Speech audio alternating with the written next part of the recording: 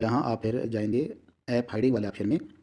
इसको जब आप क्लिक करेंगे तो आपके सामने कुछ इस तरह की डिटेल्स आ जाएंगी कि ऊपर कुछ ऑप्शन है, फिर उसके बाद आपकी वो ऐप्स जो सारी इसमें इंस्टॉल हैं। तो यहाँ इस ऑप्शन को एक्टिव करने से पहले वापस मैं मेन मेन्यू में जाऊँगा। मेन मेन्यू में जाकर उसमें एप्लीकेशंस को ओपन करूँगा। एप्लीकेशन में आप देख लेंगे जैसे सबसे पहले टॉप पर व्हाट्सएप और उसके बाद फेसबुक, फिर उसके बाद आपको यहाँ एल्बम की एप्लीकेशन नज़र आ रही है।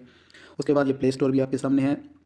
तो नीचे जब हम जाते हैं मज़ीद मोबाइल एप्लीकेशंस को हम सिक्योर करेंगे तो इसमें आप देखें कि ये फैसल बैंक की एप्लीकेशन आपके सामने है।